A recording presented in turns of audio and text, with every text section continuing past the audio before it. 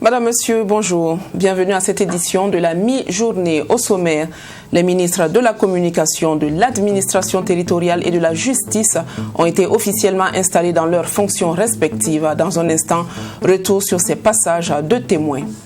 Chirurgie à cœur ouvert au centre hospitalier universitaire de Tengandgo à Ouagadougou. Après 3 opérations, le peuple burkinabé se réjouit du succès de ces interventions initiées par l'ONG Chaîne de l'Espoir en collaboration avec le ministère de la Santé. Dans ce journal également, vous verrez qu'en Ouganda, malgré une campagne électorale difficile, les populations se sont rendues hier aux urnes pour exprimer leur choix présidentiel et législatif. Le président sortant est candidat à sa propre succession. Depuis hier, nous assistons à une série de passations de services entre les ministres sortants et les ministres entrants. Ousseini Tamboura, nouveau ministre en charge de la communication, a été officiellement installé par le secrétaire général du gouvernement et du conseil des ministres ce 14 janvier. Ousseini Tamboura a dit sa détermination à continuer sur les pas de son prédécesseur Serge Bado pour le reportage. Ancien ministre délégué chargé de l'alphabétisation et de l'éducation non formelle de 2007 à 2011, Ousseini Tamboura prend les rênes du ministère en charge de la communication. Juriste de formation, Ousseini Tamboura dit continuer sur les chantiers déjà entamés par son prédécesseur, mais ouvrira d'autres chantiers afin d'atteindre les objectifs à lui assignés. Il dit aussi qu'il était certainement plausible que j'ouvre aussi des chantiers, puisqu'en tant que ministre, je bénéficie d'une mission, d'une confiance qui m'a été confiée par le président du FASO et le chef du gouvernement. Et vous savez, c'est sur la base aussi d'une lettre de mission avec des objectifs à atteindre. Et dans ce contexte, j'ai sollicité l'accompagnement de tous les acteurs. J'ai aussi indiqué que je serai dans une disposition d'écoute pour connaître les préoccupations et une disposition de travailler ensemble avec les acteurs pour trouver des solutions durables puisqu'il s'agit de ça. Quant au ministre sortant Rémi Fulgence Dandjounou, après 5 ans passés à la tête du département de la communication, se dit satisfait des résultats engrangés. Même si d'autres chantiers sont en cours, il se dit confiant quant au dynamisme qu'apportera le nouveau ministre. Pendant 5 ans, son Excellence président du FASO est dans un contexte délicat parce que nous sortions d'une insurrection de transition. Maintenu le ministre porte-parole du gouvernement, ministre de la Communication et des Relations du Parlement durant cette période-là. La seconde, c'est que nous avons réussi à mettre en œuvre la TNT et engager des mutations qui, je suis certain, au niveau des EPE, au niveau du SIC, pourront raisonnablement améliorer les conditions de travail et de vie des travailleurs. Donc je pense qu'il reste des chantiers à mettre en œuvre et j'ai foi que le ministre Tamboura aura la dynamique nécessaire afin que justement, par rapport à la lettre de mission qui lui sera donnée, ces chantiers-là puissent connaître une accélération et soit l'ouverture d'autres opportunités au bénéfice, comme je l'ai dit, de la communication pour le développement, de la communication sur les actions majeures que le gouvernement met en œuvre et surtout au bénéfice de la démocratie et de la liberté de la presse. En rappel, le nouveau ministre en charge de la communication, Ousseini Tamboura, a occupé plusieurs postes au niveau national, régional et international, dont le plus récent est la coordination des enquêtes parlementaires sur les systèmes de téléphonie mobile et des promotions immobilières. Du côté de l'administration territoriale et de la décentralisation, le remplaçant de Siméon Savadogo a lui aussi pris officiellement fonction hier. Une occasion pour le ministre entrant, Clément Pegwende Sawadogo, de s'intéresser d'ores et déjà aux défis à relever au sein de son ministère. Cérémonie d'installation rapportée par Fatimata Nikiema.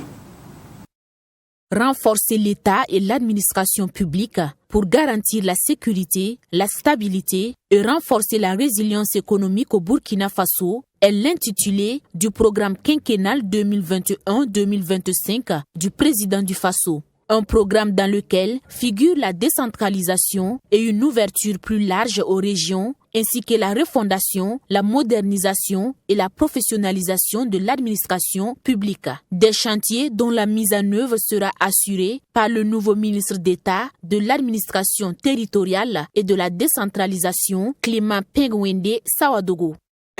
Ce qu'on pourrait appeler urgence d'entre les urgences, c'est à mon avis d'engager rapidement le travail qu'il faut faire en amont pour la réussite des élections municipales, parce que ces élections devraient se tenir, s'il n'y a pas de changement, dans les mois d'avril et mai, ce qui suppose qu'un certain nombre de prérequis au niveau même du gouvernement puissent être réunis, gérés, pour que ce processus se déroule de manière normale. Siméon Sawadogo, ancien ministre d'État de l'administration territoriale, de la décentralisation et de la cohésion sociale, appelé à d'autres fonctions, a également briefé son successeur sur les chantiers en cours, des projets qui doivent être achevés sous son leadership. La relecture du Code général des collectivités territoriales qui est en cours, la réforme du Fonds permanent de développement des collectivités territoriales qui aboutit en octobre 2020 à l'érection donc de l'Agence nationale d'appui aux collectivités, au développement des collectivités territoriales, dont l'opérationnalisation est prévue pour 2021. L'élaboration d'une loi de programmation financière au profit des collectivités territoriales dont la monture globale a été élaborée et dont le projet de loi est prévu pour être introduit donc au Conseil des ministres et être adopté par l'Assemblée nationale en 2021. L'élaboration d'un avant-projet de loi sur le statut de l'élu local qui a été examiné par le Côte-d'Ivoire et est en instance de transmission en Conseil des ministres. Clément Pengwende Sawadogo, le désormais ministre d'État de l'administration territoriale et de la décentralisation, est un économiste et homme politique burkinabé. Il a occupé respectivement le poste de ministre de la fonction publique, du travail et de la protection sociale, ministre de la sécurité, conseiller spécial du président du Faso et président du conseil d'administration de la compagnie aérienne nationale Air Burkina sous le premier mandat du président du Faso, Rochmark Christian Kaboré. Rappelons que pour Clément Pengwende Sawadogo, c'est un retour à la maison. Il a été à la tête du ministère de l'administration territoriale et de la décentralisation entre 2006 et 2011. Et nous poursuivons avec notre série d'installations des nouveaux ministres burkinabés. L'exercice était le même pour Victoria Ouédraogo Kibora, ministre en charge de la justice. Depuis le 10 janvier dernier, elle a été installée officiellement dans ses fonctions. Le 14 janvier dernier, la ministre a affirmé son engagement à faire rayonner son département en s'appuyant sur les acquis déjà engrangés par ses prédécesseurs. Serge Bado. Magistrat de grade exceptionnel 6e échelon, celle qui occupait le poste de secrétaire permanent du Conseil supérieur de la magistrature vient de prendre les commandes du ministère en charge de la justice, des droits humains et de la promotion civique garde des Sceaux. Victoria Kibora dit mesurer l'ampleur de la tâche qui lui incombe avec la fusion des deux ministères et met le dialogue en priorité dans la gestion des crises. Il faut reconnaître que le ministre sortant a beaucoup fait dans tous les domaines. Et aussi reconnaître que ces genres de difficultés peuvent arriver à tout le monde. Et en tout cas, je pense que en commençant le travail, parce que je vous ai dit il y a plusieurs acteurs, je vais prendre le temps de rencontrer tous les acteurs individuellement pour comprendre les difficultés et voir ensemble. Je crois que le tout aussi, c'est de pouvoir échanger, d'avoir le temps vraiment d'écouter et de chercher tous ensemble les solutions à appliquer à des situations données. Après 6 ans passés à la tête du département en charge de la justice, René Bagoro se dit satisfait du travail abattu. Et pour lui, quelques acquis sont à noter. Il s'agit entre autres... Et au niveau de la justice, nous avons fait énormément de réformes. Je le disais tantôt, nous avons environ 29 lois qui ont été votées, 47 décrets d'application qui ont permis de revoir de long en large le système judiciaire, l'organisation judiciaire. Également, nous avons permis au Burkina Faso, lorsque nous gérons les droits humains, d'être à jour dans la production de ces rapports devant les instances des Nations Unies. Nous avons poursuivi bien évidemment à améliorer les juridictions. Vous savez que nous avions des juridictions, des maisons d'arrêt qui n'avaient pas de clôture. Nous avons normalisé. Nous avons également construit des juridictions, notamment à Koupéla. Nous avons ouvert FADA. Nous venons d'achever le TJ Ouagadé, les tribunaux de grande instance de Koué de Boussa. Donc ce sont des actions qui vont permettre de rapprocher la justice justiciable. Rappelons que Victoria Ouedraogo a occupé jusqu'en 2000 le poste de substitut du procureur du Faso près le tribunal de grande instance de Ouagadougou. Elle a également participé à plusieurs stages de formation. Parlons à présent santé avec ces premières victoires du Burkina sur les maladies cardiaques. Lancée officiellement il y a de cela juste 48 heures, la toute première campagne de chirurgie à cœur ouvert au Burkina Faso a eu lieu au centre hospitalier universitaire de Tengandgo. Cette initiative qui vient de redonner le sourire à 3 enfants est le dessein de l'ONG Chaîne de l'Espoir en collaboration avec le ministère concerné. Au total, ce sont 11 enfants qui devront bénéficier de ces premiers soins. Sanata Séré pour le reportage. Cependant, attention, certaines images sont susceptibles de bousculer les sensibilités.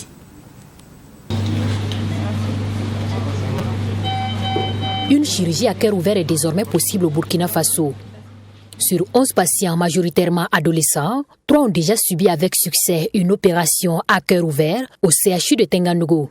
Première du genre, cette initiative de la chaîne de l'espoir vise à soulager un tant soit peu les enfants souffrant des pathologies cardiaques congénitales.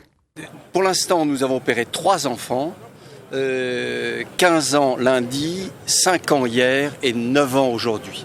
L'intervention d'hier et d'aujourd'hui ont été très difficiles, mais je dois vous dire que j'ai eu une émotion formidable quand j'ai vu que le petit Isaac, 5 ans, a reconnu sa grand-mère et lui a serré la main et il m'a serré le petit doigt et c'était magnifique. Pour moi, l'enfance, c'est un premier stade.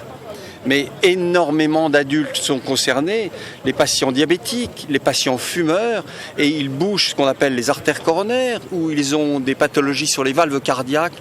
Il y a énormément de patients, et donc il faut s'occuper également de l'adulte. Je pense, nous allons discuter avec les autorités de santé, les autorités du ministère de la Santé, je pense qu'il faudra prévoir 6 à 8 missions par an. Une initiative saluée à sa juste valeur par les autorités sanitaires burkinabais. Car en plus de soulager ces enfants souffrant de malformations congénitales, ces médecins de la chaîne de l'espoir vont aussi transférer au cours de leur passage leurs compétences aux médecins burkinabais. L'opportunité que nous offre la présente mission nous donne des motifs de satisfaction et d'espoir, car au-delà du symbolique, nous pouvons déjà rêver à un transfert de compétences aux équipes locales par la suite de l'œuvre pendant les périodes non couvertes par les missions. C'est l'occasion pour moi d'encourager le personnel qui œuvre sans répit à apporter aux malades le soulagement qu'ils espèrent. Si aujourd'hui les conditions sont réunies pour la réalisation de cette campagne, c'est grâce en grande partie aux plus hautes autorités de notre pays et à des hommes et femmes qui se sont investi nuit et jour pour donner un éclat particulier à cette mission. Le lancement de cette campagne de chirurgie à cœur ouvert a été placé sous le patronage du président du Faso Rochma Christian Kaboré, représenté à cette cérémonie par son directeur de cabinet. Dr Seydou Zagré a au nom du président du Faso témoigné la reconnaissance du peuple burkinabé à la chaîne de l'espoir, grâce à qui une telle intervention a été possible au Burkina Faso. La campagne est prévue pour se dérouler du 11 au 17 janvier 2021 au centre hospitalier universitaire de Tengandou. Restons encore un peu sur cette actualité sanitaire pour davantage comprendre comment se fait une telle opération médicale, quelles en sont les différentes étapes et quelles sont les compétences requises. Réponse du professeur Eric Chisson au micro de Sanata Siri. L'opération à cœur ouvert est l'une des interventions les plus lourdes et les plus risquées sur le plan chirurgical, selon les spécialistes du domaine. Elle nécessite d'abord une évacuation du sang contenu dans le cœur, tout en stoppant la circulation sanguine et en bouchant les 2 veines. Selon le président de la chaîne de l'espoir, le professeur Eric Cheisson, c'est une intervention qui nécessite plusieurs compétences réunies. La chirurgie à cœur ouvert, c'est une aventure. Ça demande une chaîne de compétences très importante. Le chirurgien est important, mais il y a des étapes à respecter et notamment il faut arrêter le cœur. Et pour arrêter le cœur, il faut mettre en route une pompe qui, pendant que le chirurgien travaille, permet à l'enfant de vivre. Et donc, il faut un anesthésiste, des réanimateurs, des infirmières de bloc, un chirurgien et ce qu'on appelle un pompiste. Pourquoi ces interventions sont difficiles? Parce qu'on intervient sur des cœurs fatigués. Normalement, ces enfants devraient être opérés dans la première année. Souvent, ils sont découverts en anténatal grâce à l'échographie qui est faite sur la femme enceinte. Et souvent, nous opérons des enfants tardivement, même 9 ans, 15 ans, c'est très tard. Et le cœur, comme il pousse comme il y a des fuites, et le cœur pousse très fort et il se fatigue. Et donc, c'est des interventions qui sont un tout petit peu plus difficiles. Jusque-là, cette intervention n'était pas possible au Burkina Faso. Les patients étaient évacués à l'extérieur du pays pour bénéficier d'une prise en charge. Mais grâce à cette initiative de la chaîne de l'espoir, les malades cardiovasculaires n'auront plus à parcourir des milliers de kilomètres pour bénéficier de ces interventions. Et ce grâce au cardiologue burkinabé Évariste Dabiré, qui s'est fortement investi afin que cela soit une réalité dans son pays. Alors cette initiative est venue depuis 1998 où j'étais en ce moment à l'Office de santé des travailleurs et je voyais pendant les échographies beaucoup de cardiopathie congénitale. Alors donc les gens perdaient leurs enfants et je me suis renseigné, j'ai cru comprendre qu'il y avait donc une association à l'international qui aidait ces enfants. Donc j'ai pris contact avec eux et depuis donc 98, ça fait maintenant 22 ans, nous cheminons ensemble et puis on essaie donc de faire ce qu'on peut. Dans un premier temps, donc les 22 premières années, on a toujours envoyé des enfants de 1 à 15 ans en France. Mais depuis quelques années, nous réfléchissons à le faire au Burkina Faso. Et donc avec le professeur Alain Deloche, qui est notre maître, qui est le fondateur donc, de la chaîne de l'espoir, on a donc monté ce projet-là, de pouvoir faire quelque chose au Burkina. Ça a pris le temps que ça a pris. Mais au finish, donc, Adama Savadogo, le cardio-chirurgien que nous avons, a donc pu faire la première opération à cœur ouvert, sachant qu'il faisait déjà des cœurs fermés depuis quelques mois ici, avec une équipe burkinabé. De 1998 à nos jours, ce sont environ 130 patients qui ont été évacués à l'extérieur du pays pour des chirurgies cardiaques, nous explique le représentant de la chaîne de l'espoir au Burkina Faso. Cette ONG a été créée en 1988 et devient une association humanitaire indépendante d'utilité publique en 1994. Elle intervient donc dans 27 pays avec en sa tête le professeur Eric Cheisson. Changement de direction, la question de la gestion du fret continue de faire débat. Le regroupement des mouvements du Burkina Faso, RMBF, a été face à la presse hier matin. Il pointe du doigt et incrimine le comptoir burkinabé des chargeurs pour sa mauvaise gérance. Le RMBF, par cette rencontre, vient également inviter le gouvernement à prendre ses responsabilités pour assainir les différents ports autonomes. Mamidriana Kamabou. Plus de 300 camions seraient bloqués depuis quelques jours à la frontière entre le Burkina Faso et le Togo suite à la fermeture du Conseil burkinabé de chargeurs à Lomé par des chauffeurs et de démarcheurs selon le groupement des mouvements du Burkina Faso, RMBF. Une situation due à la mauvaise gestion du fret par le Conseil burkinabé de chargeurs, au dire de Sidiki Dermé, porte-parole du RMBF. Nous allons dire simplement, nous l'avons organisé pour interpeller l'État à prendre ses responsabilités, interpeller le CVC qui a été créé, pas pour faire quelque chose, mais pour gérer carrément le fret, de prendre en fait ses responsabilités. Parce que si le CVC jouait effectivement son rôle, ces camions ne devaient pas être bloqués là. C'est qu'il y a quelque part qui ne joue pas son travail, qui ne joue pas son rôle. Et nous disons que nous sommes dans un état de droit. Il ne faudrait pas que les gens pensent qu'ils n'ont que des droits. L'état de droit, là, c'est un état aussi de devoir.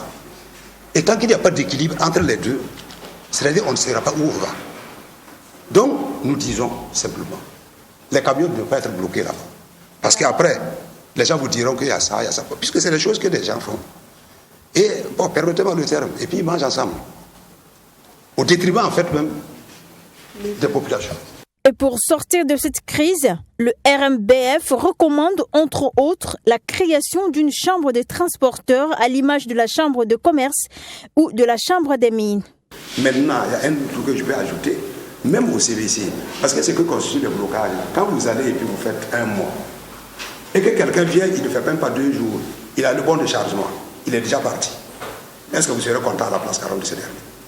Donc ces blocages-là, nous pensons que c'est orchestré par en fait même le CDC, en connivence carrément avec certains syndicats. Donc nous disons, ce que le CDC doit faire, c'est que tous les syndicats qui sont là et qui créent la merde là, on n'a qu'à en fait même de faire venir. Maintenant, c'est sous en fait, on laisse en fait des chauffeurs. Les chauffeurs, ils peuvent être 2 et faire le suivi parce que c'est les chauffeurs qui se connaissent. Le groupement des mouvements du Burkina Faso, RMBF, invite également le gouvernement à vulgariser les textes existants concernant les réformes et la sensibilisation des différents acteurs et les populations. Il interpelle l'ASE-LC à avoir un œil sur la convention et la gestion du fret.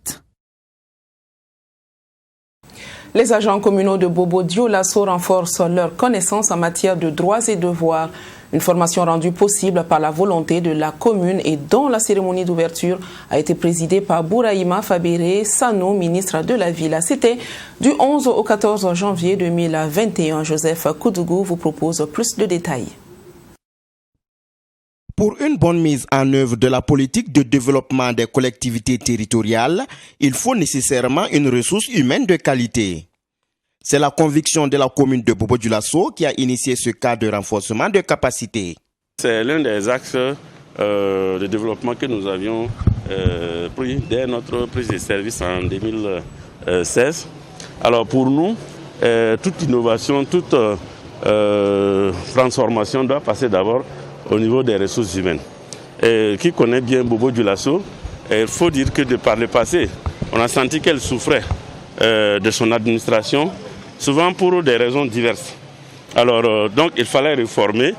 La réforme a consisté d'abord à fixer les agents sur leur emploi et maintenant il fallait aussi les former.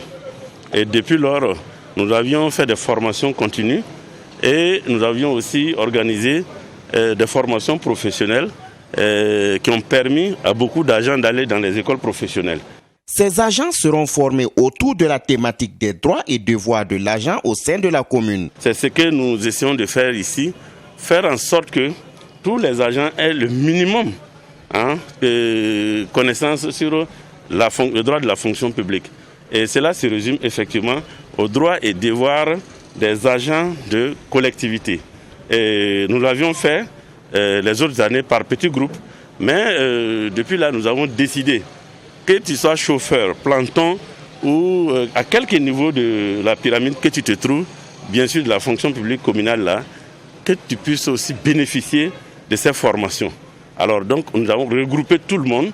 Ce ne sont pas des formations spécifiques sectorielles, mais c'est une formation, j'allais dire générale, qui concerne en gros les droits et les devoirs de l'agent communal. Ils sont plus de 200 agents répartis en 2 groupes qui prennent part à cette formation prévue pour durer 4 jours. À l'international, précisément en Ouganda, le peuple s'est rendu aux urnes hier. Des votes présidentiels et législatifs qui font suite à une campagne électorale extrêmement tendue, marquée par des violences répétées contre l'opposition. Le président sortant, Yoweri Museveni, est candidat à sa propre succession. Ils font la queue pour s'exprimer. 18 millions d'Ougandais votent ce jeudi lors d'une présidentielle tendue. Elle a été violente aussi, car le président brigue un 6e mandat. Les électeurs ont le choix entre l'autoritaire Yoweri Museveni, 76 ans, l'un des dirigeants au pouvoir depuis le plus longtemps en Afrique, 35 années, et 10 candidats de l'opposition. Parmi eux, le grand rival du président, c'est Bobi Wine, 38 ans, jeune député et chanteur de raga. Le duel fait figure de choc des générations dans un Ouganda où 3/4 de la population a moins de 30 ans. Des doutes émergent sur l'équité de cette élection. Des journalistes, des critiques du régime et des observateurs ont été empêchés de travailler. Les meetings de l'opposition ont été interdits sous prétexte de la pandémie, alors que le président Museveni s'exprimait largement à la télévision. Dans ce tweet, Bobi Wine condamne la suspension des réseaux sociaux depuis mercredi soir. Et c'est la fin de cette édition. Je vous quitte sur cette belle photo de la place Tiefo Amoro, autrefois appelée place de la guerre. Tiefo Amoro fut un chef de guerre très réputé et selon l'histoire, il a affronté Samori Touré. Retrouvez cet espace sur l'avenue de la Liberté à Bobo-Dioulasso. Je vous donne rendez-vous demain à la même heure. Bonne suite de programmes sur 3TV, la télévision interactive.